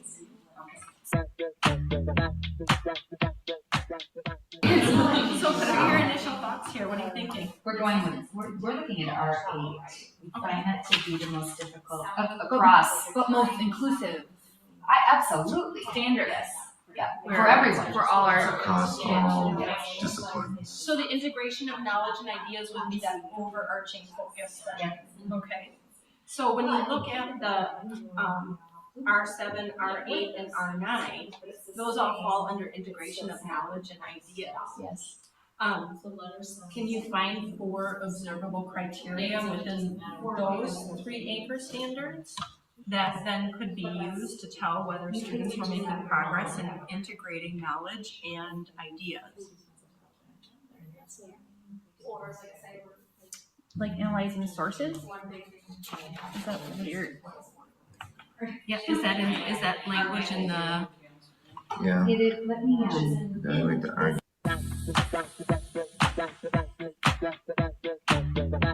So that was a short version of that coaching, that mentoring, that academic rubric can look like. It's a messy process, and teams sometimes struggle. In the implementation trials, teams will be collecting engagement criteria as well as an academic rubric with 4 criteria. So both of the rubric have 4 criteria. So our goal as mentors is to help teacher teams find the academic focus that's going to help them first collect observable information from their indicator students, and then also have conversations about the impact of their instructional changes within their classroom. So this was a model of how that could start to look. So I'm going to ask for volunteers who are willing to role play as a team of teachers, and I'll take 3 or 4 people who are willing to role play the development of a rubric for a team of teachers that are a mix of middle school to high school science and math teachers. I'll be one. Okay, thanks, Mike. Wendy Nelson, can I get you to be a person too? Oh, sure. Carrie Jo, would you be willing to be another teacher, please? You bet. Mike, are you a math teacher or a science teacher? And are you at the middle school or high school? Math, high school. Wendy, let me guess. I think you're going to be science at the high school. Good Okay. guess. Carrie Jo, what are you going to be for us? I would probably pick science as well. Okay, I was great. a middle school teacher, so we'll stay there. Yeah. Okay, so welcome, team. We are in the process of developing an academic focus area for you to share over the course of this school year and the 3 trials that you're going to do. The first thing we need to think about is, what are some things that math and science students, our big goals for them for the whole course of the year might be that would be common between math and science? When you think like Mike to your math practice standards and Wendy and Carrie Jo to your science and engineering practices, perhaps, what are those features of those big wants that we have, standards that we have for our students' outcomes that might be shared across science and math? Well, we all look at numbers in some way, right? We're all understanding what numbers mean and putting meaning on that.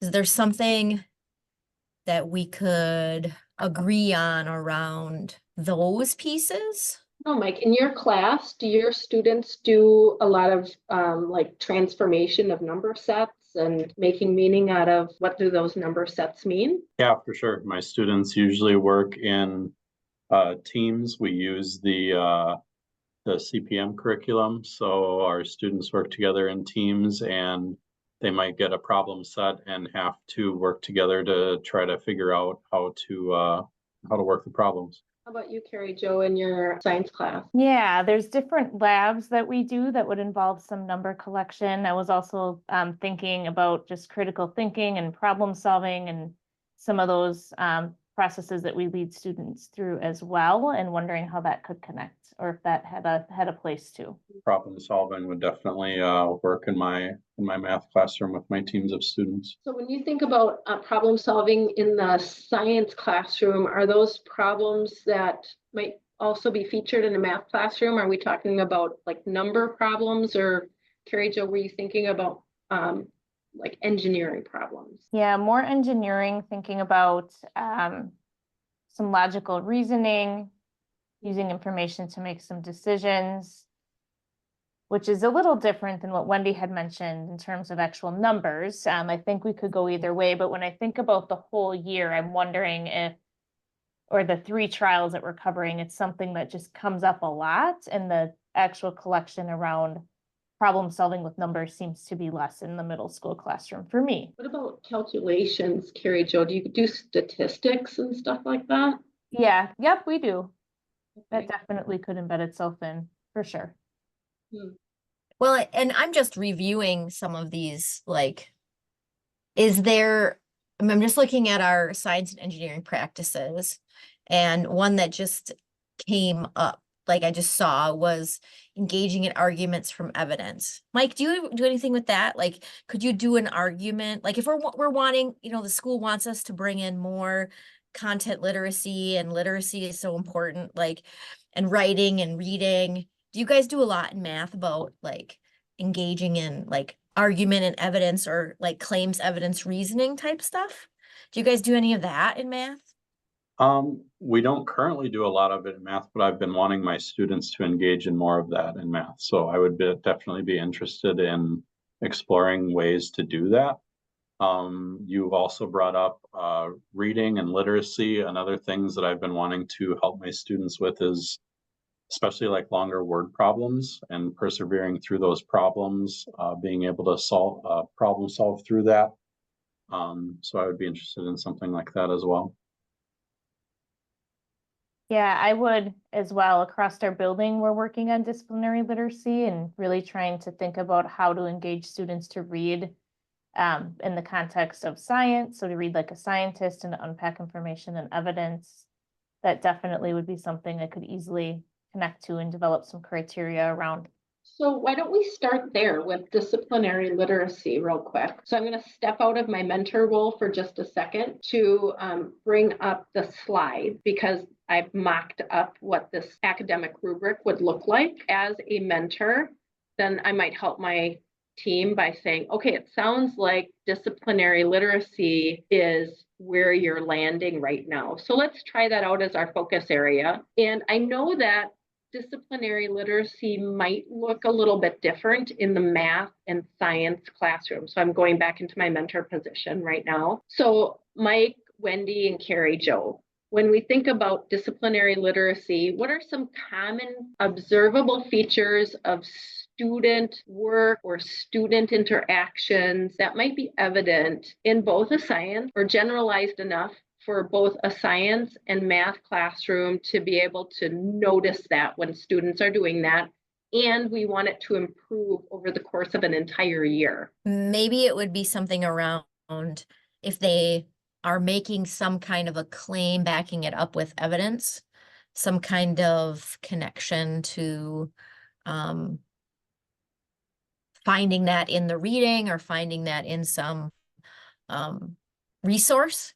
So like backing up claims with evidence from, be it a problem or a description or a procedure, or backing those things up. Let me suggest some wording that might be a criteria and see if it'll work for Mike. Able to cite information from a resource. Would that be a step that if you were observing your students, could you know whether your students are citing information from a resource? And would that attach to disciplinary literacy for you?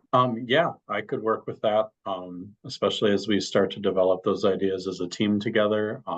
I could bounce those ideas off of Wendy and Carrie Jo about how I can further implement that in my classroom. Would you have evidence? Could you observe your student being able to cite information from a resource? Thinking about your curriculum and everything, Mike, because that's where it's got to be possible. Yeah, I think I could do that. How about you, Carrie Jo? Does the curriculum that you use offer you the opportunity to collect that? Yeah, it definitely does. And we have some text readings that support various science investigations that I could easily see that being a really good fit for, and that happens across time. So I could observe that and collect evidence from students frequently. And Wendy, are you okay with that modified wording? I know that you talked about the evidence for a claim, but I think I could make that work. I mean, I think if it doesn't matter what we necessarily call it, we're connecting information. okay.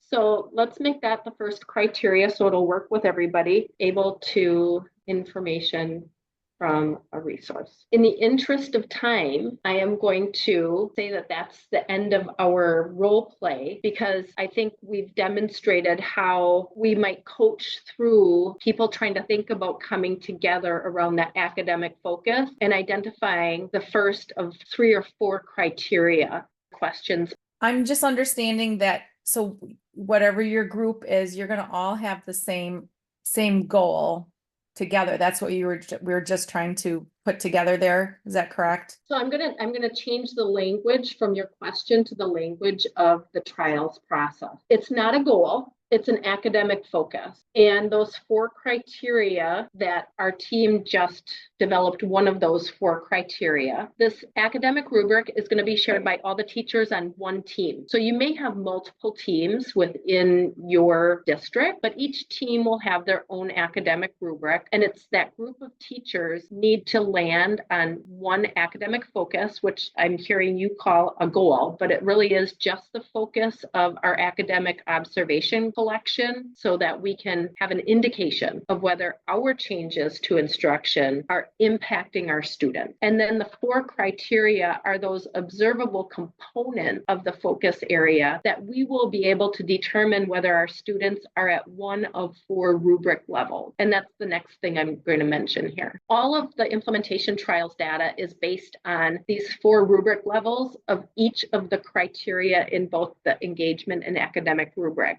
Teams can choose their own language. Some example rubric level language is advanced, proficient, developing, beginning, or above grade level, at grade level, near grade level, or below grade level. The autonomy and professionalism of the teachers on the team are centered in this process. They have the voice to be able to make a determination of what those criteria are and what those rubric levels are, how they're meaningful for them when they collect data. Teams will determine that focus criteria as well as those rubric levels. So the good thing is we have a new support tool that is not in the toolkit yet because it really hasn't been piloted, but I used it with both Wasaki and with Gillette, and I can tell you that it was very helpful and a game changer. AI can help us, help our teams be able to develop an academic rubric in way less time than it just took us to have that discussion and what you saw in the video. So you can copy and paste this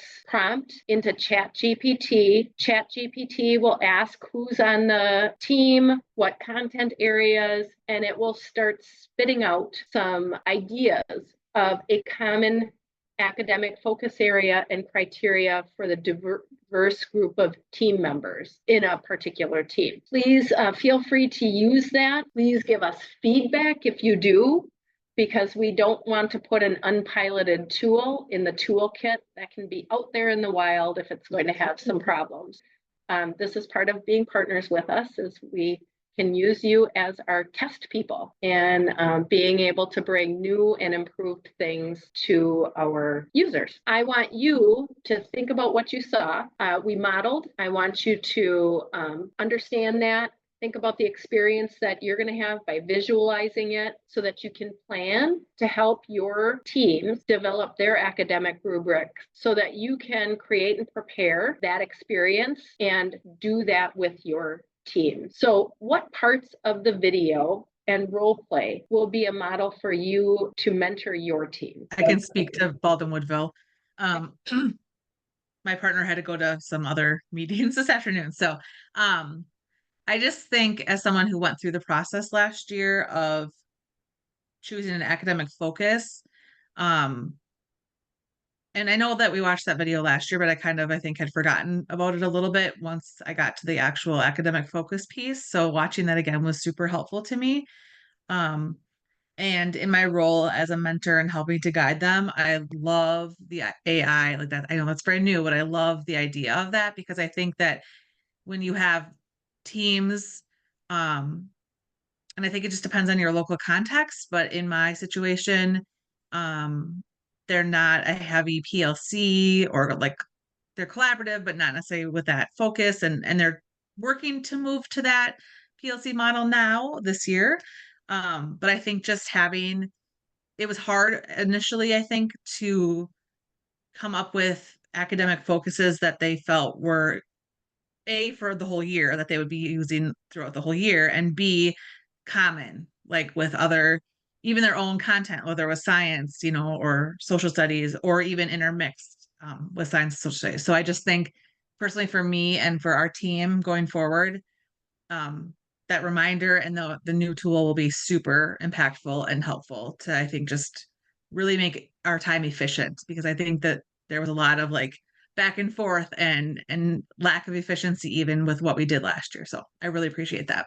I think AI is wonderful for inspiration. You get that foundational inspiration, and then you look at your own local context and say, what does this look like for us as a team? Is this possible? Does this make sense? So it definitely is a good starting point. Hopefully we'll get some feedback from a variety of you using the AI option this year, and we'll be able to make it a permanent fixture in the tools. I was just going to share that it was neat to see two different content areas come together. It's been really powerful when different content areas are on the same team. And if you remember back to our video this morning, those implementation insights, the teacher said that the PLCs that actually were the most robust experience that they had, or the best PLCs that they were part of, were those of mixed content, because the focus was primarily on the student learning rather than the content itself. It also made me think about like how you pull in like the encore specials teachers, like your Phy-Ed, music, band, art, all of those as well. I always love the singletons. I work with a lot of small rural districts, right? Where you're the only science teacher or the only math teacher or the only, so having having it be something that's more, it's academic focused, but across areas is so powerful, especially in our small rural areas. I was just going to echo something on that too. Another bonus of going with cross categorical team makeup like that. We we do function with a PLC system here, and we've had pros and cons that have come with that, and getting teachers out of their traditional groups and their traditional teams has helped a lot. They've been able to share opinions with other people that they normally wouldn't have, that may or may not have the same thought processes that they've had in the past. And I wanted to bring attention back to when you're running that meeting as a coach, when you're running that academic criteria meeting, for me, it's always been very, very helpful to fall back on the standards. Whether it's disciplinary literacy, like we ended up at in the simulation there. If you just open up any content standards, you will see, and other educators that you have in your room will see, similar language in there. And it's fairly easy once you pull all of those standards up on different screens or print them all out and lay them all out on the table, whatever it is. Those common standards will pop out. Those common skills and thought processes will pop out. This is where you get to really engage in that planning and that idea exchange, and starting to kind of work through some of the details that you've been logging today. So one of the things that we want to do is ensure that you have some starting points for your work time. You can definitely start thinking about the roadmap and what this is going to look like. 2 trials, 3 trials. You have the agenda that you can start to think about, make decisions on the data tool. One of the things that I think would be super helpful is, if you haven't yet identified your teams, to start thinking about which teachers are a good fit for this work. Are you going to ask teachers to volunteer? Do you have folks in mind? But start thinking about how that recruitment process might look for you. And then the other thing that we want to just remind you of is, as you start digging into the actual planning, and if you start thinking about, all right, I want to start planning for that first meeting we're going to have, you really want to focus on part 3, stages 1 and 2.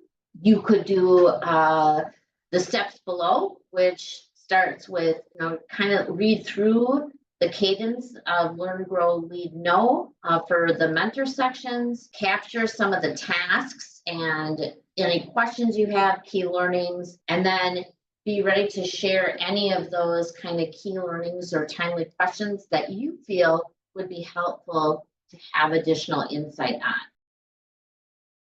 A quick opportunity to have a whole group check-in. What are the key learning points as you went through this planning session with your groups, and what questions came up for you that we can help answer? What kind of decisions or discussions did you have or make? So we had a lot of conversation regarding the team, establishing the team.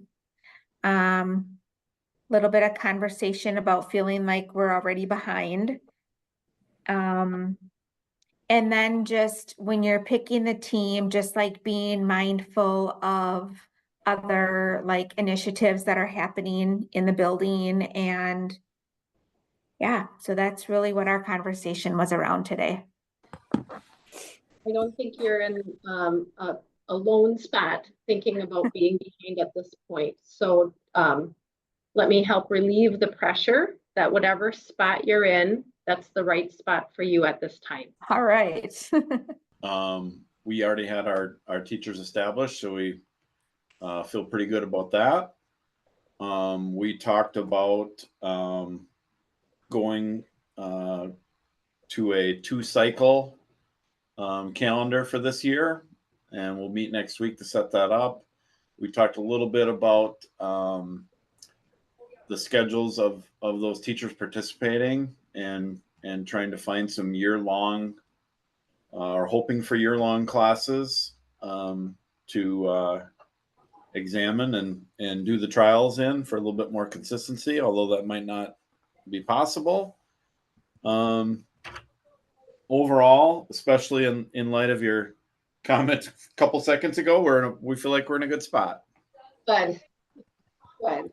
Yep, absolutely. Nobody should feel the pressure that they're not doing something that they have a sense that they should be doing, because this process is really about customizing it for your context to make it work for the people that are doing the observations and helping you make informed professional judgments about the impact that we're able to have for students in our classrooms. Sean, I don't know if Jillett was able to do any more planning, because I know that you had your first collaborative team time. Right. Yeah. We so we actually just got our 6 teams going at right around when we ended at 2:15. And so we have the teams already set up. They've already worked on their rubrics for the academic and engagement criteria. And so right now they're working on just reviewing and revising that if necessary, and then having a discussion as a team on how to on choosing the indicator students and any challenges that might come up around that. So I actually feel really comfortable where we're at. I had before I didn't have the agenda template, or I didn't really go look for it prior to today, but I did create an agenda. So it's basically a checklist that each team is going through, and I'm tracking some of that just to see where the questions come up within the teams. So I'm happy to say that we launched in August during an in-service day in Baldwin Woodville. So I've already met with the team, and I did a PD, 4-hour PD that day, introducing UDL and the trials work overall. And then I have established leadership dates and meetings set up. One is coming up in the next beginning of October, I guess. And then we're using in-service days this year to do our meetings with the UDL team. So I'm meeting with the leadership team about a week or so before we have our first school year actually have started and things like that. Meeting with the team. So on October, I think it's, I don't know, 11th or 15th or something, whatever that, 14th, I think, that Monday. They have an in-service day. So that day we will be creating the academic focus together as a team, and figuring out our student populations and which students will be the students that we are observing specifically and things like that. So overall, just a really positive outlook right now. We're at Baldwin Woodville itself, and our partnership is in a very positive and planned place compared to where we were last year. So I'm super excited about that. And so I'm just going to remind everybody that in your implementation insights, you were a mentor that was in the same position as the folks that feel like they might be behind right now. It really does take a year of just working through the process to be able to become more planful as you expand out and start your second year and third year with more teams. So if you're feeling like you're behind, you're not. This is a learning year for everybody. Be open to the expectation that you're going to feel uncomfortable and not know exactly what you're supposed to be doing, and that part of how it gets customized for the context that you're in, because you figure it out. Yeah, and I would just like to add to that, in one of my breakout rooms this morning, they were asking me, how do you feel now that it's your second year? We were kind of discussing that, and I actually know what they're talking about this year, and it all seems really familiar. So that's amazing and exciting for me personally. But I just said, it does. I mean, I totally can empathize with anyone that feels like they are behind. You're not. I mean, it just, yeah, definitely know that. And just feels like this is overwhelming and there's so much, but I will reassure you that is wonderful information. And I hope that by the end of the year, or even going into your next year, that you feel much more confident and like what's going on, because that's definitely how I feel. So I can support that. Hope the second year is definitely, at least for me, has been going really well, and I think that you'll all find that true as well. So As we get ready to wrap up here, I want to review the to-dos that you have on your list as a mentor. That includes determining the data tool and subscribing to My Impact if that's your choice. You will need to plan and facilitate the stage 1 and 2 of the UDL implementation trials process with teams using that trials mentor toolkit, including having the team collect baseline data. That might be happening on a short timeline here, or it might be something that's not starting until November. So even that's on a to-do, that's your next step. Please RSVP and put on your calendar and attend all the network meetings and the main showcase. Again, you will be receiving calendar invites for all of those events. Ensure the teachers that are included on your teams include individuals with IEPs on their roster of students to observe. Record teacher info and student counts in the participation log. Administer that education survey to team members after your baseline data collection period, and continue documenting your reflections in that Learn, Do, Reflect journal if that has been your choice. And then also support your district in completing the project partner agreement document. You'll be coming to the implementation trials registration. You'll put in your email, and then the download for that document is down on that form. And like I said earlier, it's an audio video release form as well as a data sharing agreement. All right, so we want to thank you for joining us today and being our partners in the trials work. We're very excited for the year ahead. Please know that your feedback is critical for us, and we really want to be able to make any adjustments that we need to as we think about future trainings. So we encourage you and ask you to please use the QR code or the link on the slides to complete your user group survey. October 16th is our first monthly user group meeting, and that meeting is from 9 o'clock to 11 o'clock. We're going to ask you at the first meeting to share your first big step that you took and how that turned out for you. I will wish you a fabulous rest of your week. We look forward to seeing you all in October.